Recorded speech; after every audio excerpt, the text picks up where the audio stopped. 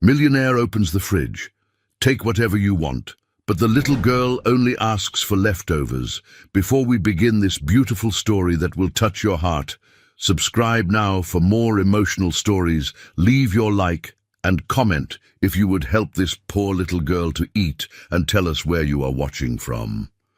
The October rain drummed against the windows of Bella Vista, Manhattan's most exclusive Italian restaurant, as Alexander Sterling adjusted his Armani tie and glanced at his Rolex.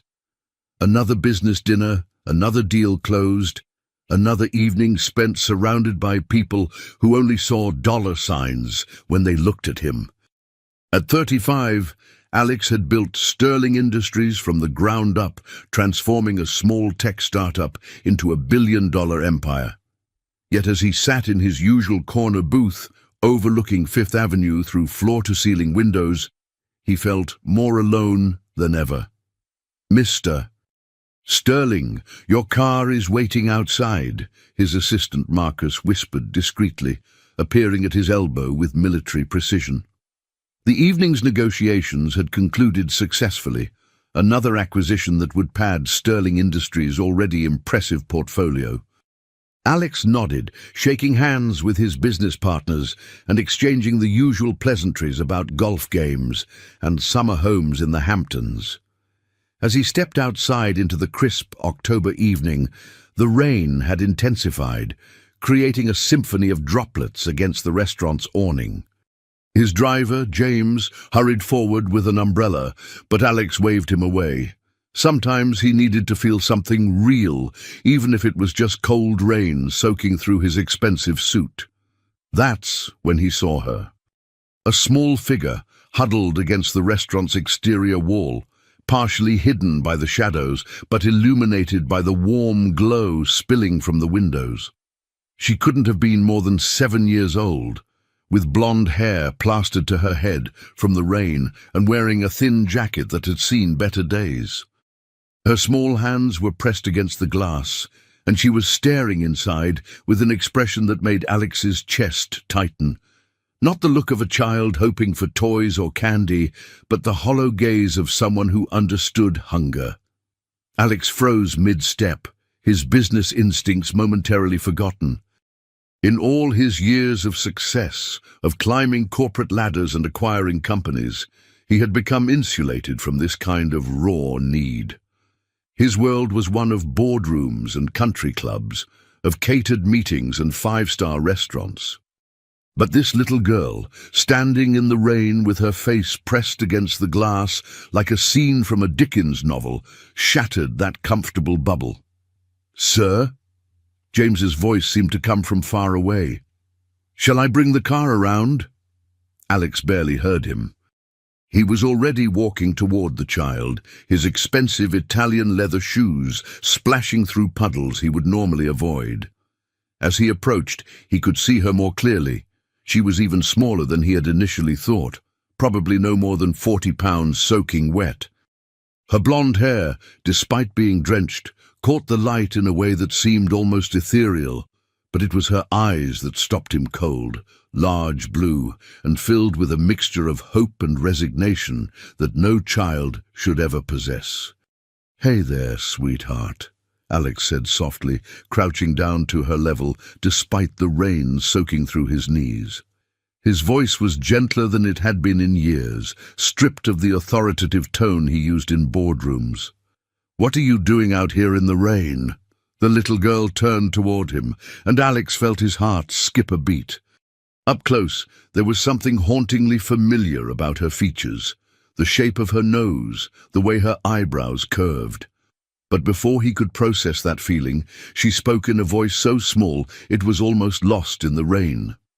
"I'm sorry, mister. I wasn't doing anything wrong. I was just looking." Her words carried a slight tremor, whether from cold or fear Alex couldn't tell. She took a small step backward, as if preparing to run, and Alex realized she had probably been shooed away from other establishments before. "You're not in trouble, honey. I'm just worried about you being out here in this weather." Alex glanced around, looking for any sign of an adult who might be with her. The street was relatively empty, except for the usual Manhattan evening crowd hurrying past under umbrellas, no one paying attention to a small girl and a businessman in the rain. "Are you here with someone? Your parents? Or—" The child's expression shifted, a shadow crossing her face. "Mama's at home. She's sick and can't come out. I just wanted to see the food." She gestured toward the restaurant window with one small, pale hand. "It looks so warm in there." Alex felt something crack inside his chest. The simple honesty in her words, the way she said "mama" with such love, despite their circumstances, the fact that she was standing in the rain just to look at food she couldn't have. It was breaking down walls he had spent years building around his heart. "Are you hungry, sweetheart?" The question came out before he could stop it, though he already knew the answer from the way she unconsciously placed a hand on her stomach. She nodded, but quickly added, "But I don't have any money. I wasn't asking for anything, I promise." That did it. Alex stood up, his decision made before his rational mind could interfere. "Well, I have plenty of money, and I was just about to have dinner myself. Would you like to join me?" The little girl's eyes widened in disbelief. "Really? But I'm all wet and dirty. They won't let me in there." Alex smiled. A real smile, the first genuine one he had produced in months. "Sweetheart, I own enough restaurants that I think we can find you a place to eat. But first, let's get you somewhere warm and dry." He turned to James, who had been standing nearby with the umbrella, looking concerned but professional. "James, cancel my evening appointments. We're going home." As they walked toward the black Tesla, Alex found himself studying the child's profile. There was definitely something familiar about her, a nagging sense of recognition that he couldn't quite place. She moved with careful, precise steps, the way children do when they have learned to be cautious about taking up space in the world. "What's your name, sweetheart?" Alex asked as James opened the car door. "Mia," she said quietly, climbing into the back seat with wide eyes at the car's luxurious interior. "Mia Patterson." Patterson. The name hit Alex like a physical blow, and he had to grip the car door to steady himself. It couldn't be a coincidence. Not with those eyes, not with that face. Patterson was Rachel's maiden name. Rachel, the woman who had owned his heart completely 8 years ago before disappearing from his life without explanation. As the car pulled into Manhattan traffic, Alex stared at Mia's reflection in the window, his mind racing. The timeline could work. The age was right, and those eyes. God, those were Rachel's eyes staring back at him from a face that somehow seemed to mirror his own features as well. But he pushed those thoughts away for now. Right now, there was a hungry child in his car, and that was what mattered. Everything else could wait until he had fed her and made sure she was safe. Still, as they drove through the glittering streets of Manhattan toward his penthouse, Alex couldn't shake the feeling that his entire world was about to change forever. The rain continued to fall against the car windows, but inside, something warm was beginning to bloom in a heart that had been cold for far too long. Alex's penthouse occupied the entire top floor of a glass tower overlooking Central Park, 40 stories above the city that never slept. As the private elevator rose smoothly upward, Mia pressed her small face against the glass panel, watching the lights of Manhattan spread out below them like a constellation fallen to earth. "Wow," she whispered, her breath fogging the glass. "You live in the clouds." Alex found himself smiling again, something that was becoming easier in this child's presence. Sometimes it feels that way. On foggy days, we really are above the clouds. When the elevator doors opened directly into his living space, Mia's mouth fell open. The penthouse was a study in modern minimalism. Floor-to-ceiling windows on 3 sides, gleaming hardwood floors, and furniture that belonged in architectural magazines. But what captured Mia's attention immediately was the view. Central Park stretched out like a dark green carpet below, bordered by the twinkling lights of the Upper East and Upper West sides. "This is where you live?" she asked in amazement, taking tentative steps into the space as if afraid she might break something just by being there. "It is," Alex confirmed, hanging his wet coat in the foyer closet. "And right now you're my guest, which means you belong here too." He watched as Mia explored the space with careful steps, her small hands clasped behind her back as if she had been taught not to touch expensive things. She paused in front of a wall of awards and photographs, Alex receiving various business honors, shaking hands with mayors and governors, cutting ribbons at charity events. But her attention lingered longest on a single photograph tucked among the others. Alex at 27, laughing genuinely at some long-forgotten joke, his arm around a beautiful woman with dark hair and familiar blue eyes. Rachel. Alex noticed where Mia was looking and felt his throat constrict. He had kept that photograph all these years, unable to explain why, even to himself. Rachel had been the one person who had seen past his ambition, who had loved him for who he was rather than what he owned. When she had disappeared from his life 8 years ago, no explanation, no goodbye, just an empty apartment and a changed phone number, it had nearly destroyed him. "She's pretty," Mia said softly, still studying the photograph. "Yes, she was," Alex replied, then quickly corrected himself. She is pretty." Something in his tone made Mia look up at him, with those impossibly perceptive blue eyes. But before she could ask any questions, Alex clapped his hands together with forced cheerfulness. "Now, let's get you into some dry clothes, and then find you something to eat. I think I have a t-shirt that might work as a dress for you."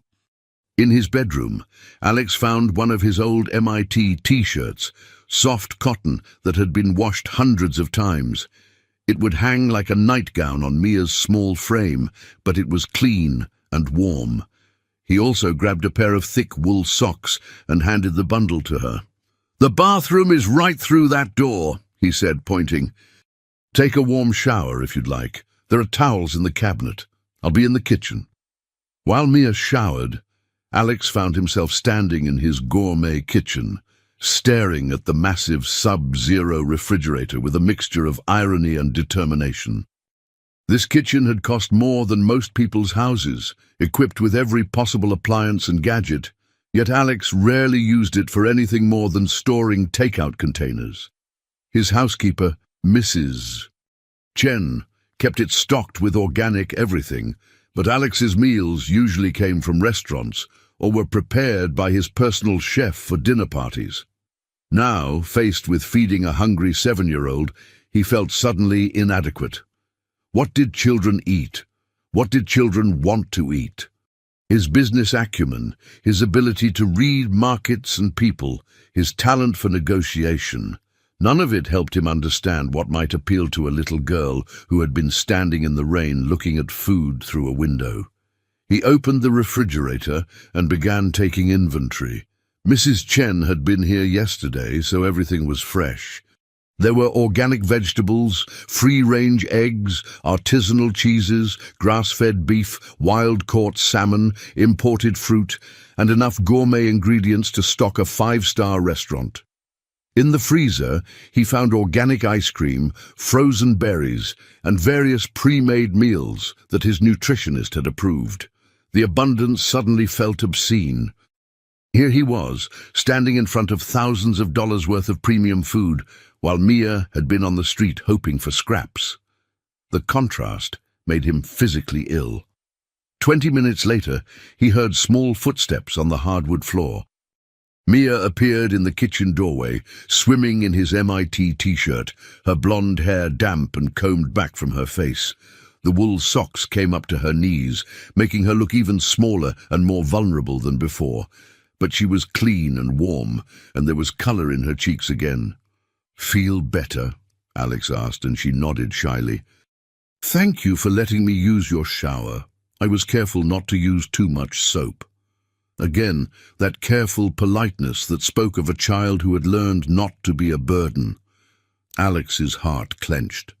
"Mia, you can use as much soap as you want. You can use anything you need here, okay?" She nodded, but he could tell she didn't quite believe him. "Now," Alex said, opening the refrigerator with a flourish, "let's see what we can find for dinner. I have to confess, I don't cook very often, but I think we can figure something out together." Mia approached the open refrigerator slowly, her eyes widening as she took in the contents. Alex watched her face, expecting excitement or at least relief.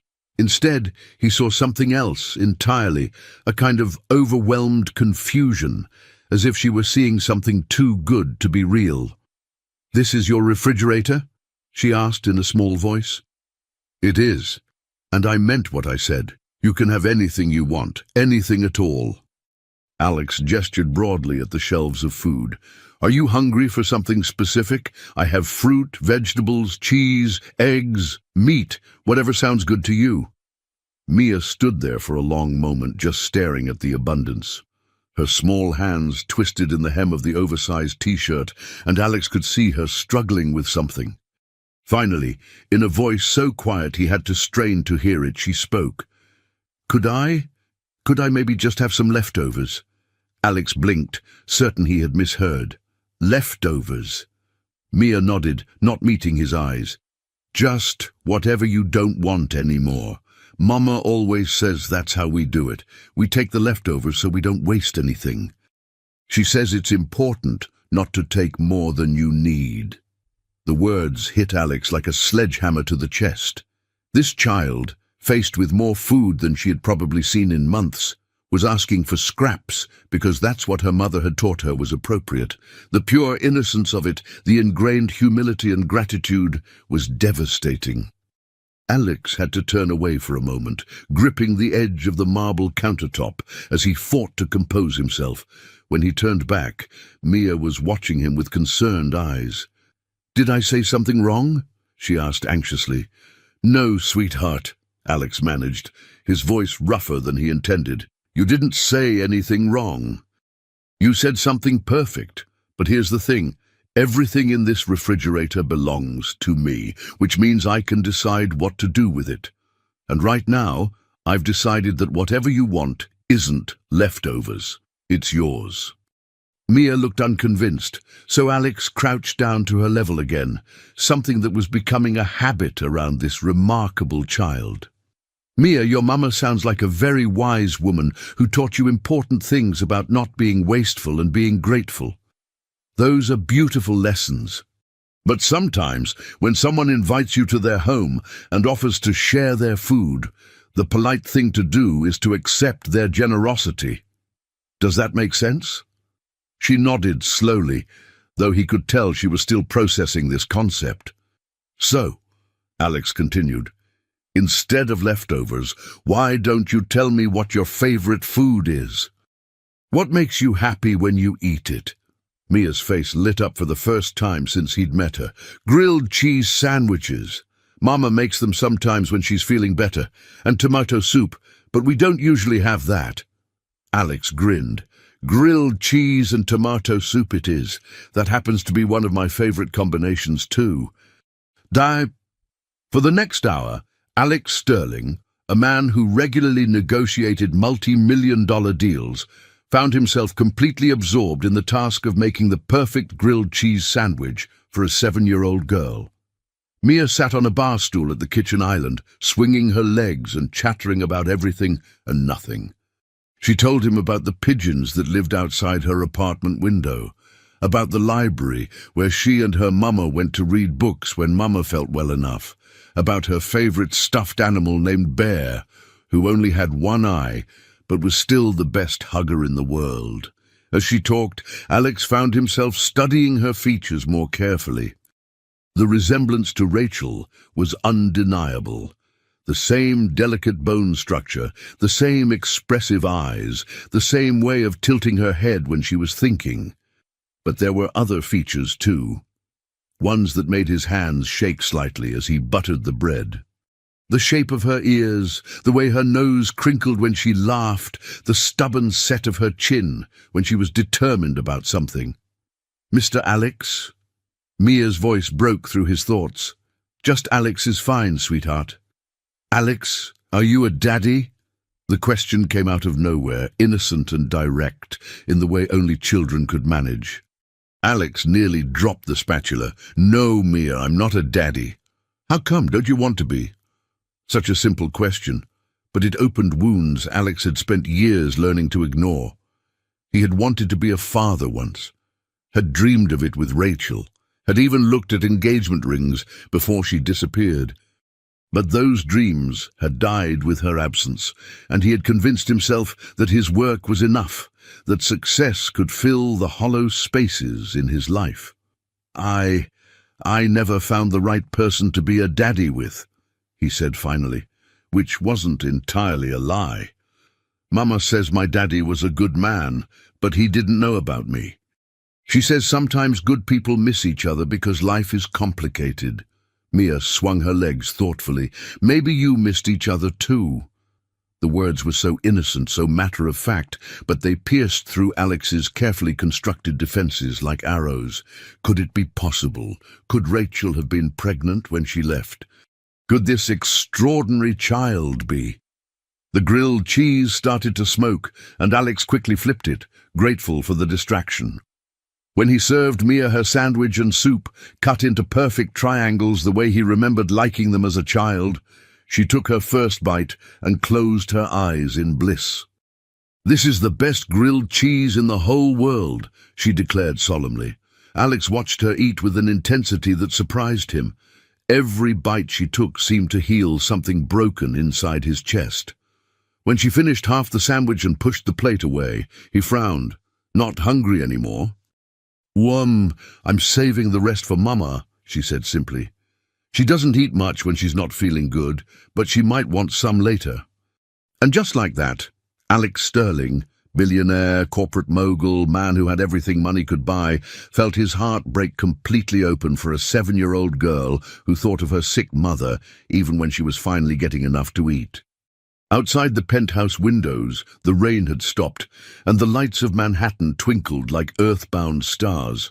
But inside, something much brighter was beginning to shine.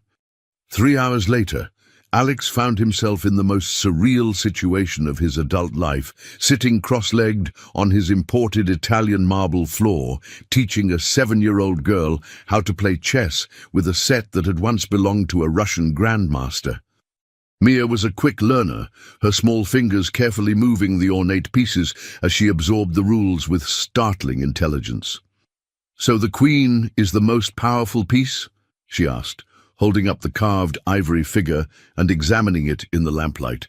"She is. She can move in any direction as far as she wants. She's the one who really runs the kingdom." "Like Mama," Mia said matter-of-factly. "She takes care of everything, even when she's sick." Alex's chest tightened again. Every casual comment from this child revealed more about her life, about the strength and love that had shaped her despite their circumstances. "Tell me about your mama, Mia." "What's she like?" Mia's face brightened immediately. "She's the best mama in the whole world. She's really smart.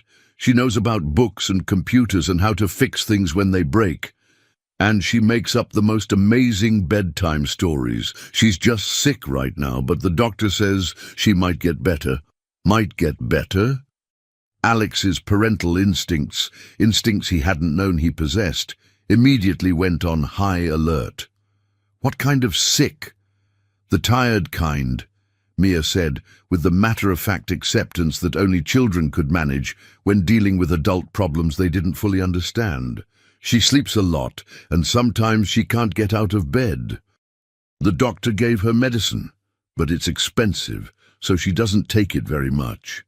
Alex felt anger rising in his chest, not at Rachel, but at a system that forced a sick woman to ration her medication because of cost. "Mia, when was the last time your mama saw the doctor?" "A long time ago.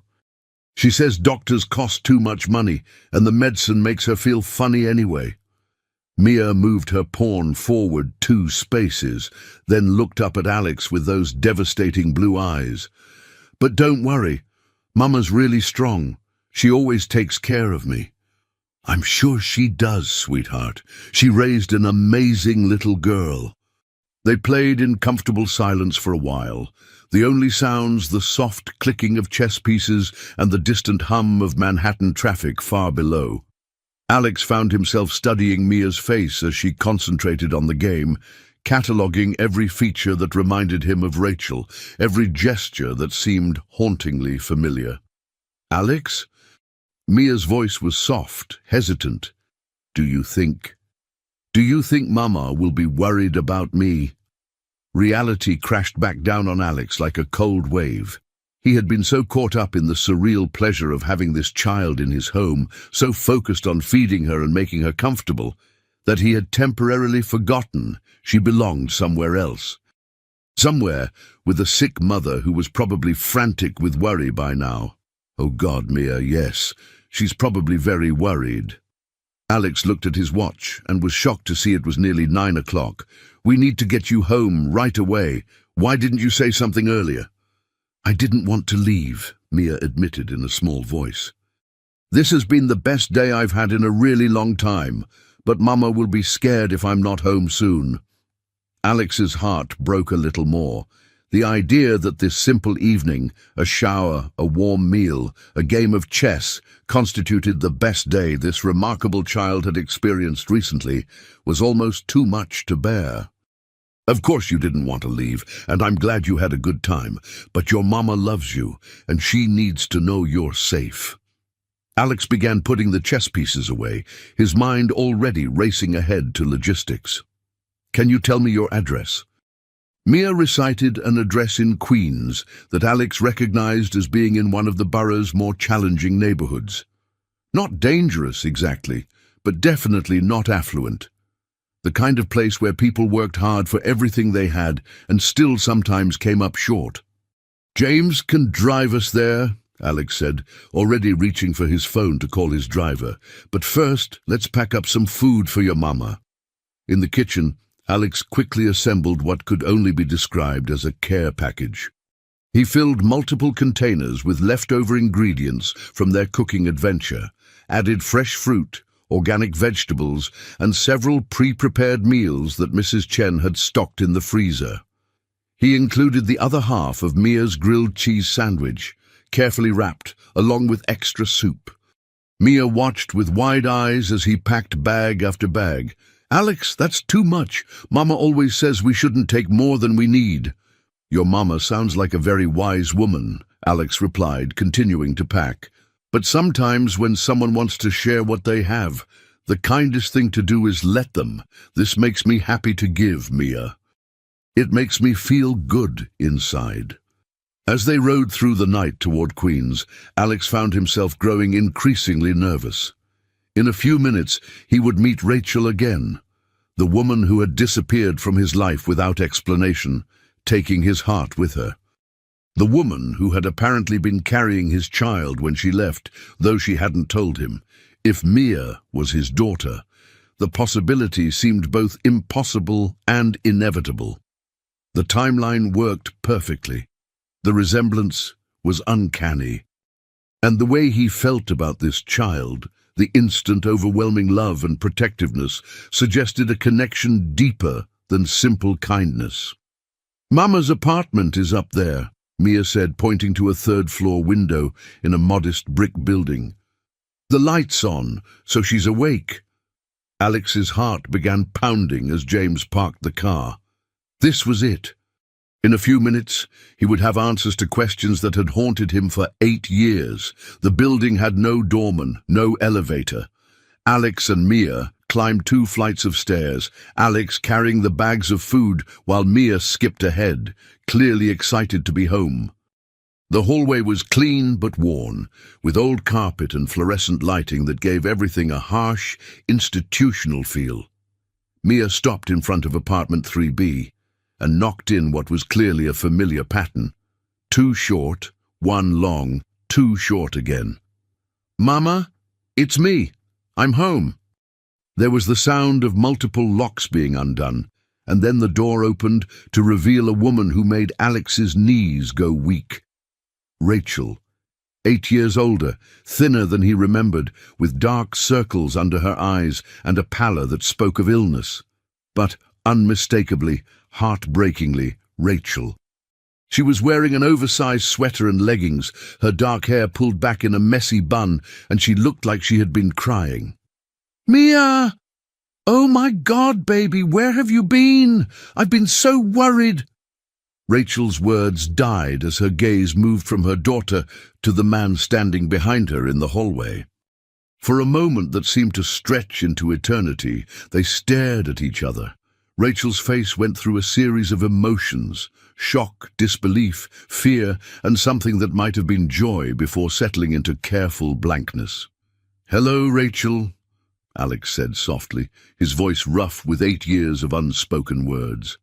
"Alex." Her voice was barely a whisper. "What? How? Why are you with my daughter?" "Mama, this is Alex.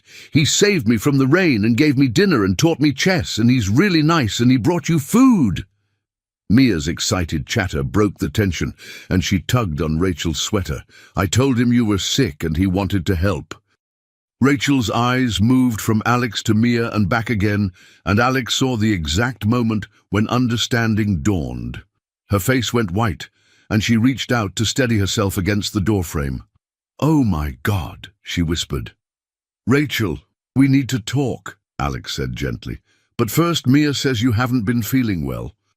I brought some food and I think—" "You can't be here," Rachel interrupted, her voice panicked. "You can't just show up here with her. You don't understand." "Mama?"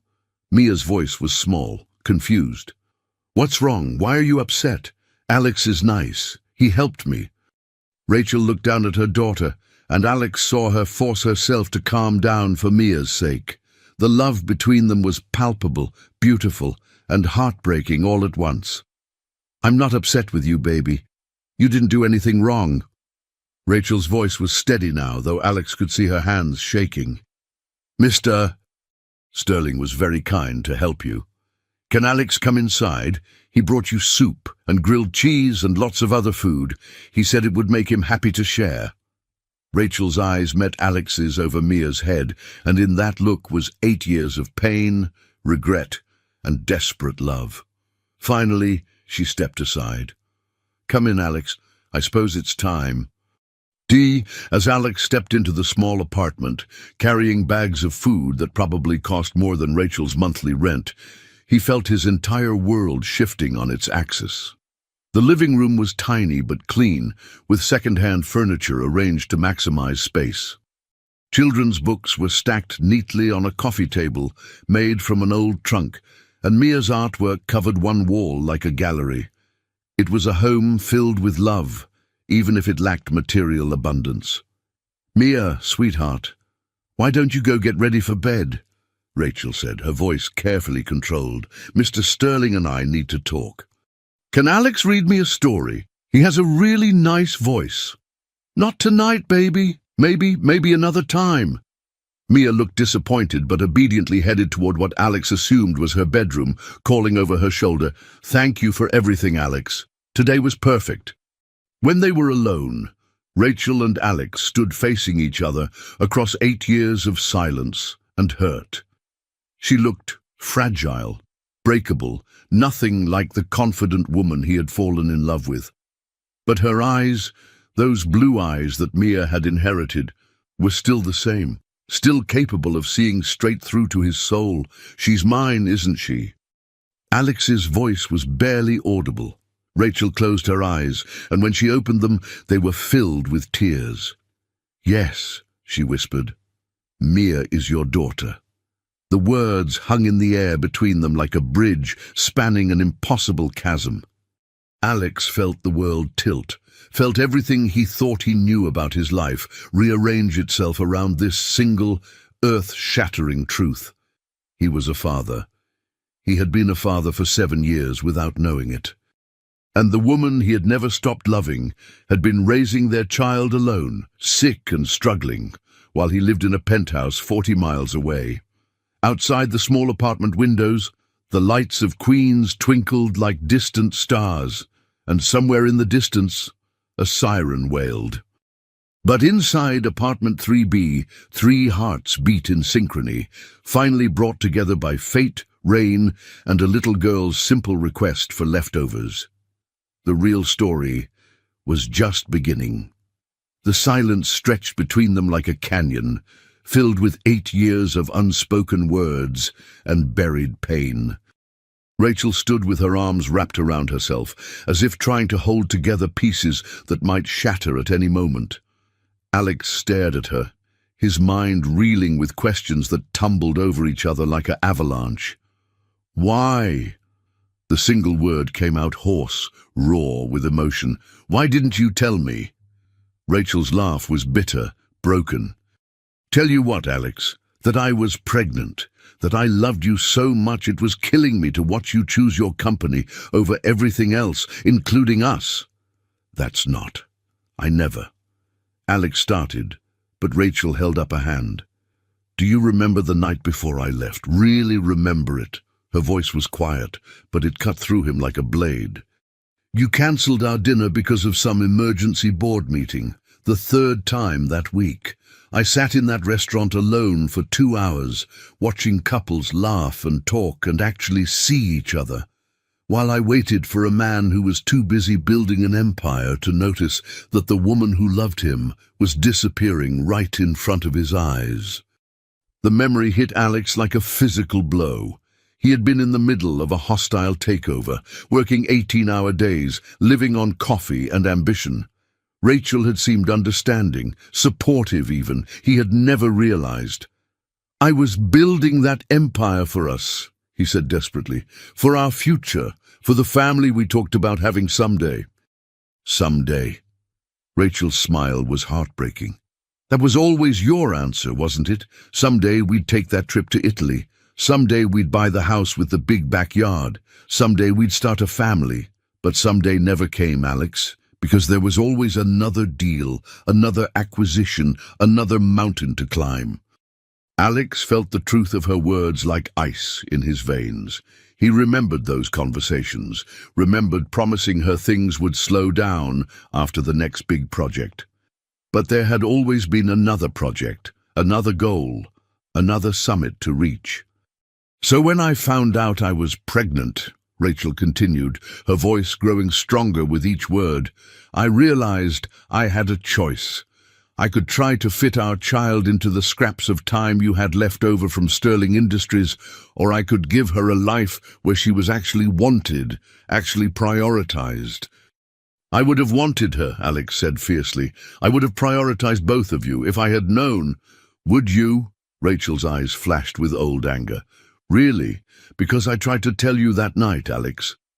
I waited until after midnight for you to come home from that emergency meeting. And when you finally walked through the door, you were already on the phone with Tokyo, planning your next move. You held up one finger to silence me when I started to speak, and you talked for 45 minutes about market projections while I sat there with pregnancy test results in my hand. The memory came flooding back with devastating clarity. That phone call with his international partners, the deal that had been worth millions. Rachel sitting on their couch, looking pale and tired, trying to get his attention, him gesturing for her to wait while he paced the living room, mind completely focused on business strategies. "Oh, God," he whispered. "Rachel, I'm so sorry. I didn't know. I didn't realize." "I know you didn't," she said softly, and the forgiveness in her voice somehow made it worse. That was the problem. You didn't realize I existed anymore unless I was convenient for your schedule. They stood facing each other across the small living room, years of hurt and misunderstanding between them. From Mia's bedroom came the soft sounds of a child getting ready for sleep, water running, drawers opening and closing, the creak of an old bed. "I left the next morning while you were at the office," Rachel continued. "I packed everything I could carry and got on a bus to Queens.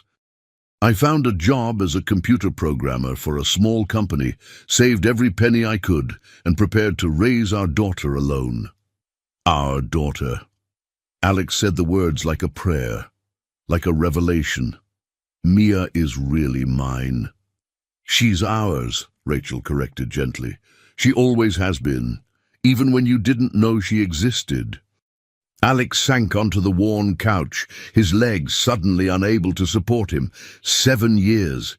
He had missed 7 years of his daughter's life. First steps, first words, first days of school, bedtime stories, scraped knees, birthday parties, an entire childhood he would never get back. "What's she like?" he asked desperately. "I mean, I can see she's amazing, but tell me about her. Tell me everything."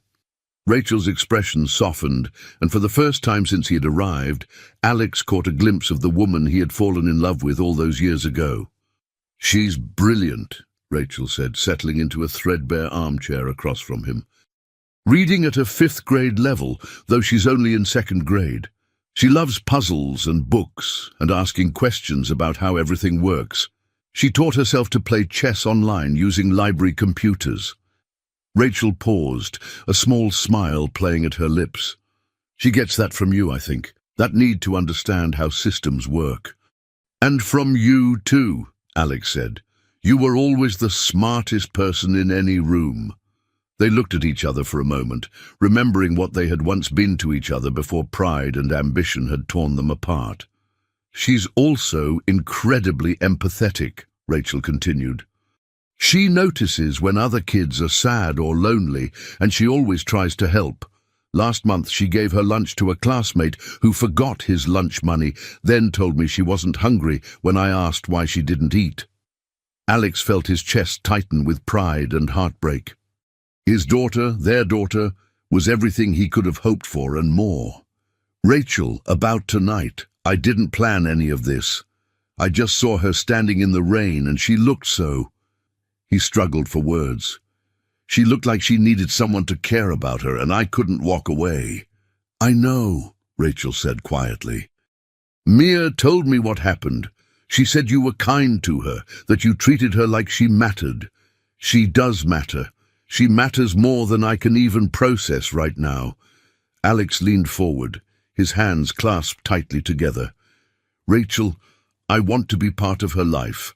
I want to be her father, not just biologically, but really truly be her father. I know I don't deserve that chance, and I know I screwed up 8 years ago, but please, please give me the opportunity to do better." Rachel was quiet for a long moment, studying his face. "Alex, you can't just decide to be a parent because you feel guilty. Children aren't projects you can manage or problems you can solve with money and good intentions. They need consistency, stability, someone who shows up even when it's inconvenient." "I know that now," Alex said urgently. "I've learned. God, Rachel, I've learned so much about what really matters. This evening with Mia, watching her eat dinner, playing chess with her, just talking to her, it was better than closing any deal I've ever made. She lights up everything around her." "She does," Rachel agreed, her voice filled with maternal pride. "But Alex, she's also been through a lot. We've been through a lot. I've been sick for almost a year now, and some days I can barely get out of bed. Mia has learned to be incredibly self-sufficient because she's had to be. She's seen me collapse from exhaustion, watched me choose between buying her school supplies and buying groceries, held my hair back when the medication made me sick." Alex felt rage building in his chest, not at Rachel, but at the unfairness of it all. While he had been living in luxury, making money he couldn't even spend, his daughter had been taking care of her sick mother and going hungry. "What kind of sick?" he asked gently. "Mia mentioned you were tired, but she didn't really understand." Rachel took a shaky breath. "Lupus. It's an autoimmune disorder. Some days are better than others, but the medication is expensive, and I don't have insurance through my current job. I've been rationing pills, trying to make them last longer." "Jesus, Rachel, why didn't you call me? Why didn't you ask for help?" "Ask for help from the man who never called to check on me after I left, who replaced me with a string of socialites before my apartment was even cold." Rachel's voice was sharp with old pain. Alex flinched. She was right. He had thrown himself into work and meaningless relationships, trying to fill the hole she had left behind. He had never once tried to find her, telling himself she had made her choice clear. "I was hurt," he said inadequately. I was angry and hurt and stupid. We both were, Rachel admitted. But Alex, even if I had called, what would you have done? Sent a check? Hired someone to take care of the problem so you didn't have to deal with it personally? The accusation stung because it might have been true. 8 years ago, that might have been exactly what he would have done. But tonight, holding Mia's small hand as they walked to his car, watching her face light up over a grilled cheese sandwich, something fundamental had shifted inside him.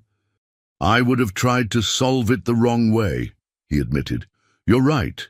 8 years ago, I probably would have thrown money at the situation and thought that was enough. But I'm different now, Rachel. Or maybe I'm finally becoming who I was supposed to be all along. From the bedroom came Mia's voice. Mama, can I have some water? Of course, baby, Rachel called back, starting to rise from her chair. But Alex was already moving. Let me, he said quietly. Please. Rachel hesitated, then nodded. Alex found Mia tucked into a narrow single bed, surrounded by stuffed animals and covered with a quilt that looked handmade. The room was small but cozy, with drawings and photos covering every available wall space. A small bookshelf overflowed with library books and worn paperbacks. Hey, sweetheart, Alex said softly, filling a cup with water from a small sink in the corner. How are you feeling? Good, Mia said, accepting the cup gratefully. Alex, are you and Mama old friends? The question was so innocent, but it carried the weight of everything Alex was still trying to understand. We are, sweetheart. We knew each other a long time ago. I thought so. Mama got that look she gets when she's remembering something important. Mia took a sip of water, studying Alex's face. Are you going to come visit us again? Alex's throat constricted. Would you like me to? Yes, please. You're the nicest grown-up I've met in a really long time. And Mama seemed happy to see you, even though she was sad too. Out of the mouths of babes. This 7-year-old had read the situation more clearly than either of the adults involved. Mia, can I ask you something? She nodded solemnly. Are you happy? I mean, really happy. Mia considered this with the seriousness of a much older person. Most of the time, I love Mama, and she loves me, and we take care of each other. But sometimes I wish. She trailed off, looking uncertain. You can tell me anything, sweetheart. Sometimes I wish I had a daddy, she whispered. Not because Mama isn't enough, because she's the best Mama ever. But sometimes I see other kids with their daddies at school or at the park, and I wonder what that would be like. Alex had to grip the edge of the bed to keep from collapsing. The simple honesty of her words, the longing in her voice, broke his heart completely. Mia, he said carefully, what if I told you that your daddy never knew about you, but now that he does, he wants very much to be part of your life? Her eyes went wide. Really? You mean he's not dead or mean? Mama always said he was a good man who just didn't know. Your Mama was right. He is a good man, and he didn't know. But now he does, and he thinks you're the most amazing little girl in the entire world. Mia stared at him for a long moment, and Alex could practically see the wheels turning in her bright mind. Alex, she said slowly, are you my daddy? The question hung in the air between them like a bridge waiting to be crossed. Alex looked into his daughter's eyes so much like his own, like Rachel's, and felt his entire world realign itself around this single perfect moment. Yes, sweetheart, he whispered, I'm your daddy. Mia launched herself into his arms with such force that he nearly fell off the bed. She wrapped her small arms around his neck and held on tight, and Alex felt 7 years of missed hugs and bedtime stories and father-daughter moments crash over him like a wave. I knew it, she whispered against his shoulder. I knew you felt like family. Alex held his daughter, and let himself cry for the first time in years. Through the thin walls, he could hear Rachel crying too, and he knew that whatever happened next Whatever they had to work through, this moment had changed everything.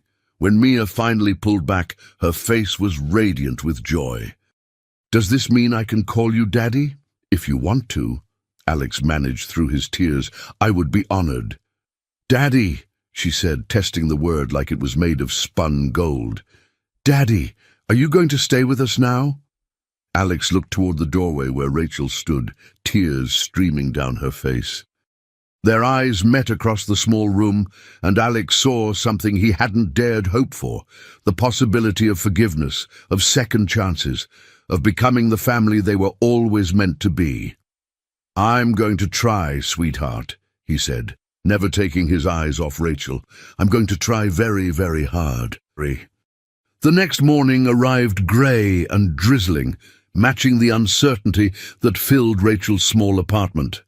Alex had spent the night on the couch, despite his repeated offers to get a hotel room. Rachel had insisted he stay, though neither of them had slept much.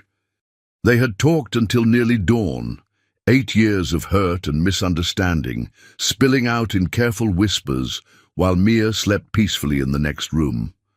Now, watching Alex help Mia get ready for school, with the careful attention of a man learning to be a father, Rachel felt her carefully constructed walls beginning to crumble. He had braided Mia's hair, badly, but with such gentle concentration that it made Rachel's chest ache. He had helped her pack her lunch, asking questions about what she liked and didn't like, memorizing every detail as if her preferences were the most important information in the world. "Daddy, will you walk me to school?" Mia asked, and the word still sounded like a miracle every time she said it. Alex looked to Rachel for permission, and she nodded. "I'll come too," she said, reaching for her coat. The walk to PS 147 was only 6 blocks, but it felt like a journey through a new world. Alex held Mia's hand on one side while Rachel walked on the other, and passers-by might have mistaken them for any normal family heading to school on a Tuesday morning. The illusion was both comforting and painful. "Mrs. Patterson?" Mia's teacher, Ms. Rodriguez, looked surprised to see Rachel at the school gates. Usually, Mia walked to school alone on days when Rachel was too sick to leave the apartment. "How are you feeling?" "Better, thank you," Rachel replied, acutely aware of Alex standing beside her in his expensive suit, looking like he had stepped out of a magazine spread on successful executives. "And you must be Mia's father, Ms. Rodriguez said, extending her hand to Alex with a warm smile. "Mia talks about you all the time." Alex blinked in surprise, and Rachel felt her heart skip. Mia talked about her father, a father she had never met. "She does?" Alex asked, shaking the teacher's hand. "Oh yes, she writes stories about adventures you have together. Just last week she wrote about how you taught her to fly airplanes and took her to see the Northern Lights." Ms. Rodriguez laughed. "Such imagination, but I can see where she gets it. The resemblance is remarkable." After dropping Mia off and watching her run toward her classroom with her backpack bouncing, Alex and Rachel walked home in contemplative silence. The normalcy of the school routine, the casual assumption that they were a family unit, had highlighted just how much their daughter had been missing. "She's been writing stories about me?" Alex asked as they climbed the stairs to Rachel's apartment. "She's been writing stories about having a father," Rachel corrected gently. She gave him your face, apparently." Inside the apartment, with Mia safely at school and the pretense of normalcy stripped away, the weight of their situation settled over them like a heavy blanket. Alex stood in the middle of the small living room, looking lost and overwhelmed. "Rachel, we need to talk about what happens next," he said finally. "I can't just walk away from this. I can't pretend I don't know I have a daughter." "I wouldn't ask you to," Rachel replied, settling into her chair. The morning's exertion had tired her more than she wanted to admit, and she could feel the familiar ache in her joints that signaled a flare-up coming. "But Alex, this isn't going to be simple." You can't just step into our lives and expect everything to be perfect. I know that, but Rachel, look at this place. Alex gestured around the small apartment. You're sick, you're struggling financially, and Mia is growing up without things she needs. I can help. I want to help. With money, Rachel said flatly. With everything. Alex's voice rose, then he forced himself to calm down. Yes, with money, because money can solve some problems. It can get you better medical care. It can get Mia into better schools. It can give you both security and options. But not just money, Rachel. I want to be here. I want to be part of her life, part of both your lives. Rachel studied his face, looking for signs of the man who had once promised her the world, but had been too busy conquering it to notice when she needed him most. What she saw instead was different, older, more weathered, but also more present somehow. As if the driven intensity she had once loved and lost him to had been tempered into something deeper. "What about Sterling Industries?" she asked. "What about all those important meetings and emergency deals?" Alex was quiet for a long moment. "I've been thinking about that all night. I built that company to be self-sustaining, to run efficiently without requiring my constant attention. The problem was that I enjoyed the attention it required. I liked being indispensable, liked being the man with all the answers." He paused, running a hand through his hair. "But last night, holding Mia, watching her face when she realized I was her father, I've never felt more important or more needed in my entire life. Alex, you can't just abandon your company because you're feeling emotional about discovering you have a daughter." "I'm not abandoning anything. I'm reorganizing my priorities." Alex sat down across from her, leaning forward with the same intensity he had once brought to business negotiations. "I have excellent people running every division of Sterling Industries. I can delegate more, work remotely when necessary, focus on strategic oversight rather than day-to-day operations. And when the next crisis comes, when someone needs you to save a multi-million-dollar deal, then they'll have to save it themselves, or it wasn't a deal worth saving." Alex's voice was firm, certain. "Rachel, I lost you once because I prioritized the wrong things. I'm not going to lose Mia the same way. I'm not going to lose you again either, if you'll give me another chance." The words hung between them, heavy with promise and years of hurt. Rachel wanted to believe him, wanted to trust that this time would be different. But she had learned to be cautious with her heart, especially where Alex Sterling was concerned. "It's not that simple," she said quietly. "We're not the same people we were 8 years ago. I'm sick, Alex. Some days I can barely function.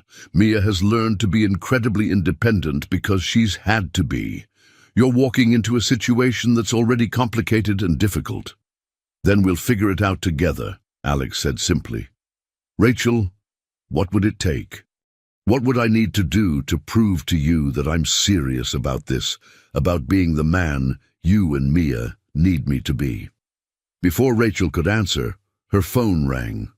The caller ID showed Dr. Martinez's office, and Rachel felt her stomach clench with familiar anxiety. Calls from the doctor's office were rarely good news. "I have to take this," she said, answering the phone. "Hello?" Alex watched as Rachel's face went pale, then determined, then scared.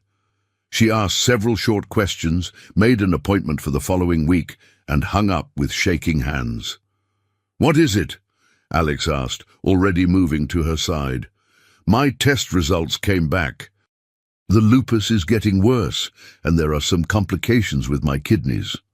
Rachel's voice was steady, but Alex could see the fear in her eyes.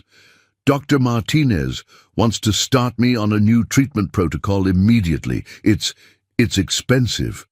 "How expensive?" "The medications alone will be about $8,000 a month, plus regular monitoring, possible hospitalization if things get worse." Rachel laughed bitterly. "I was barely managing the current treatment.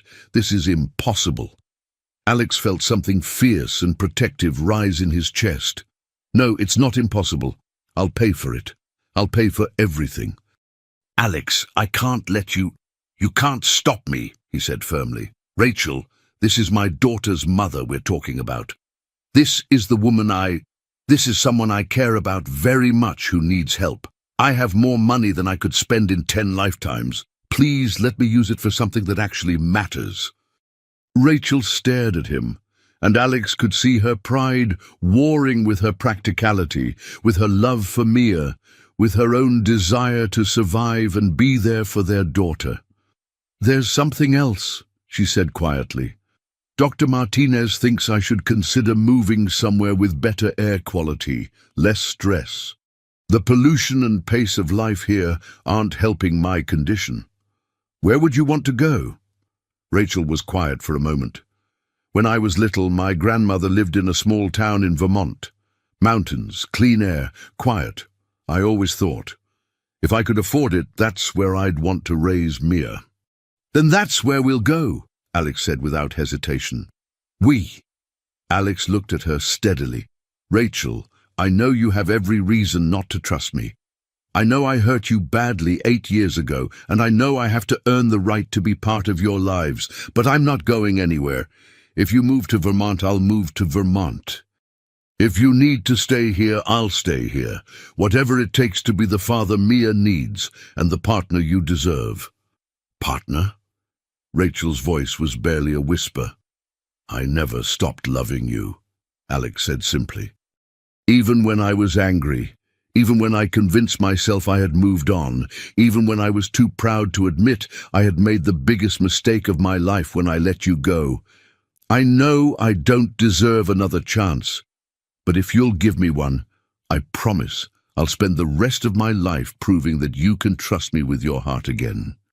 Rachel felt tears welling up in her eyes. The man sitting across from her wasn't the driven, distracted workaholic she had left 8 years ago. This was someone who had learned what really mattered, someone who was looking at her like she was the most precious thing in his world. Alex, I'm scared, she admitted. I'm scared of getting sick, scared of leaving Mia alone, scared of trusting you and being hurt again. Then let me help you not be scared, Alex said, reaching for her hands. Let me take care of you the way I should have 8 years ago. Let me be the father to Mia that I never got the chance to be. Let me love both of you the way you deserve to be loved. Before Rachel could respond, they heard the sound of small footsteps on the stairs outside, faster than usual. The door burst open and Mia flew in, her face bright with excitement. Mama! Daddy! I told everyone at school that I have a daddy now, and Ms. Rodriguez said we could do a family tree project, and Billy Thompson said his daddy takes him fishing on weekends.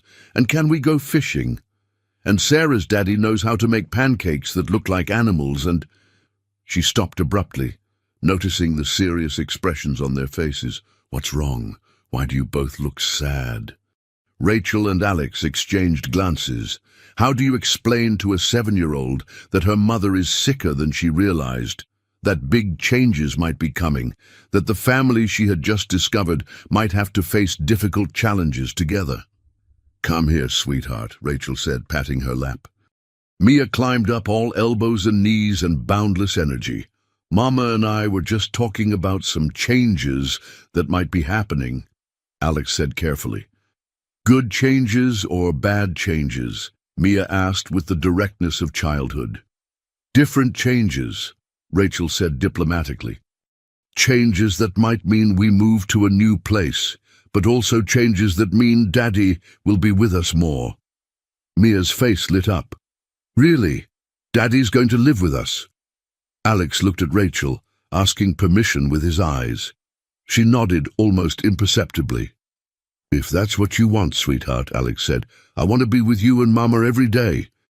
I want to help take care of both of you. Yes, Mia threw her arms around Alex's neck. Yes, yes, yes, this is the best day ever. Over their daughter's head, Alex and Rachel looked at each other with a mixture of hope and terror. They were walking into uncharted territory, carrying years of hurt and love and uncertainty.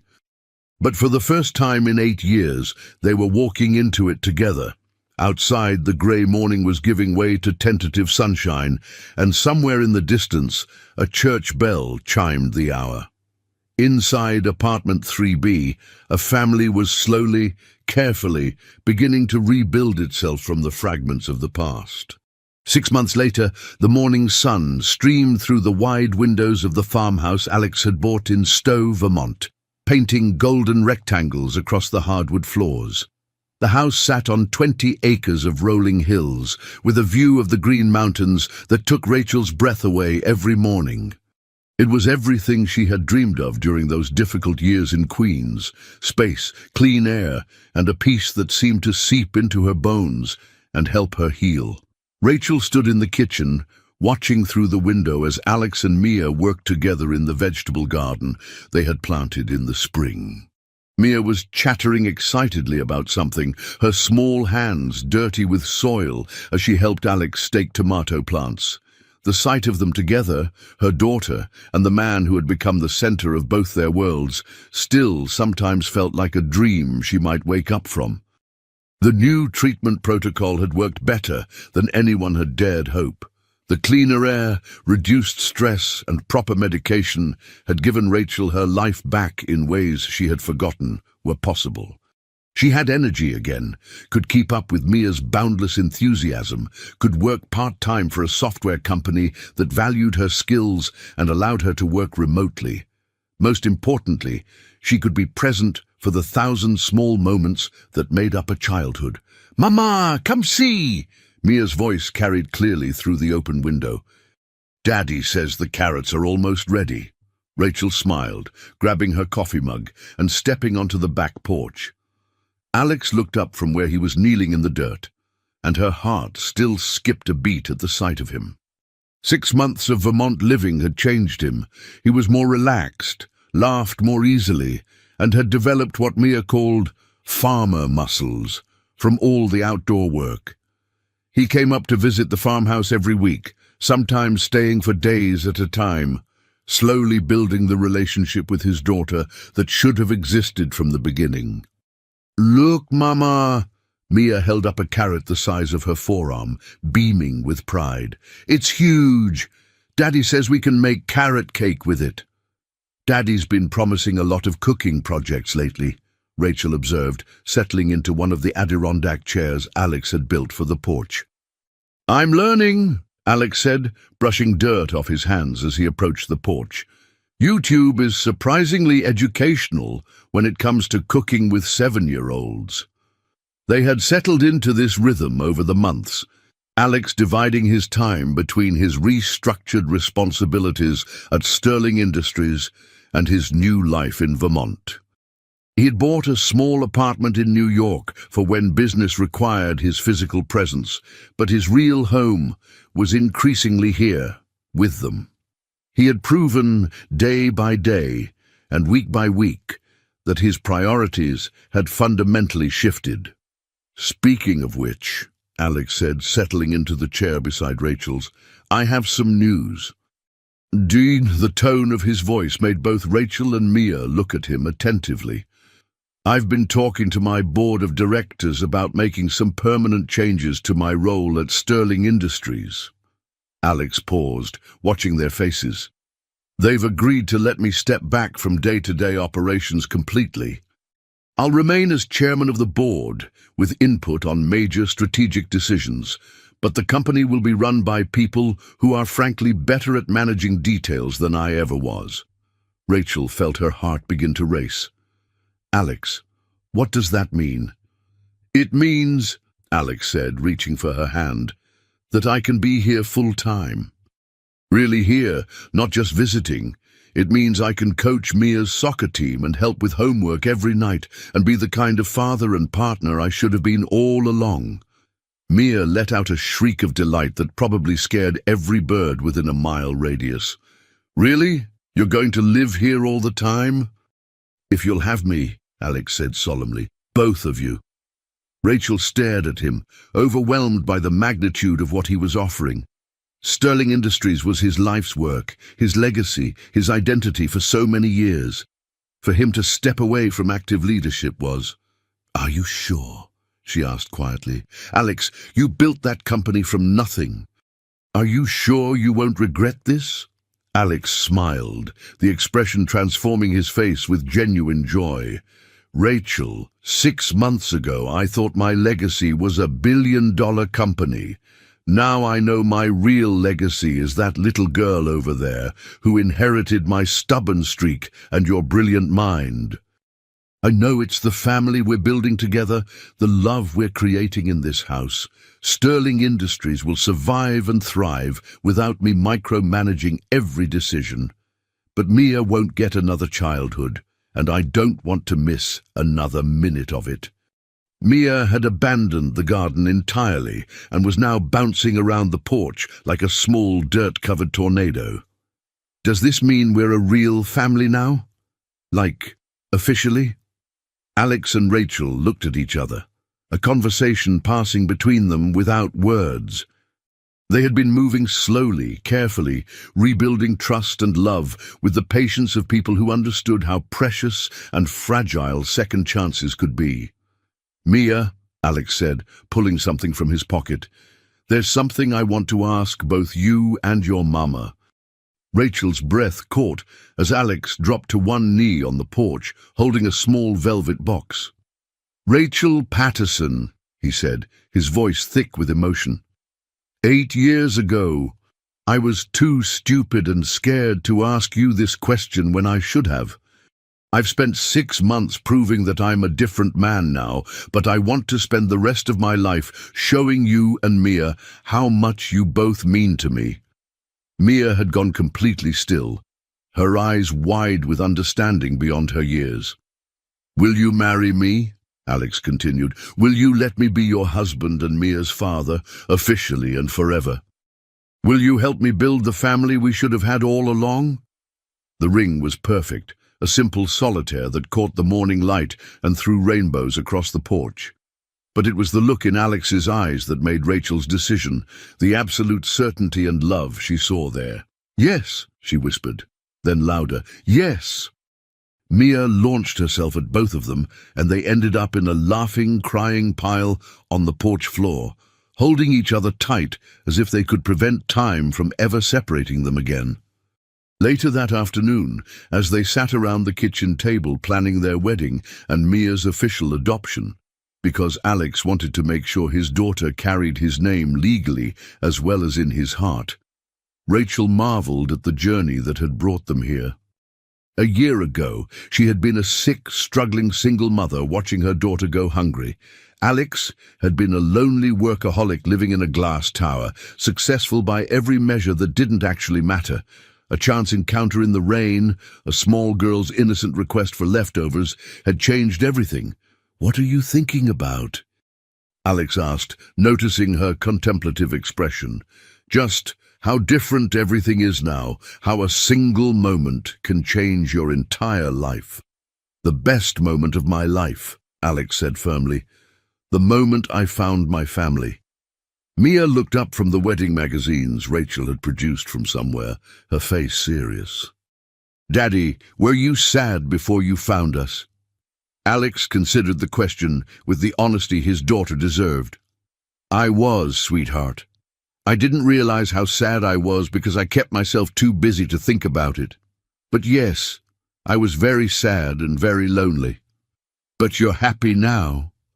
I'm the happiest man in the world now." "Good," Mia said with satisfaction, returning to her magazine. "Because Mama was sad too, even though she tried to hide it. But now we're all happy together." As the sun set behind the green mountains, painting the sky in shades of pink and gold, the Sterling family, soon to be officially complete, sat around their kitchen table making plans for their future. There would be challenges ahead, they knew. Rachel's health would require ongoing attention. Mia would grow up and test their patience in the way all children do, and Alex would have to continue proving every day that his transformation was permanent. But they would face those challenges together, as a family born not from convenience or circumstance, but from love that had survived separation, mistakes, and lost time. They had learned that some stories don't end with the first goodbye, that sometimes the most beautiful chapters are written after we think the book is closed. Outside their farmhouse windows, fireflies began to dance in the gathering dusk, and somewhere in the distance, a barn owl called to its mate. Inside, three hearts that had found their way home to each other began planning the rest of their lives together. One day, one meal, one bedtime story at a time. Alex Sterling had finally learned what true success looked like. It looked like a 7-year-old girl with grass stains on her knees and soil under her fingernails, calling him Daddy. It looked like a woman who loved him enough to give him a second chance to be the man he was meant to be. It looked like a farmhouse filled with laughter and the promise of forever. And it had all started with a simple request. Could I maybe just have some leftovers? Some leftovers had become a lifetime of plenty, and the millionaire who thought he had everything discovered that he had been living in poverty until the day he opened his heart to a hungry little girl standing in the rain.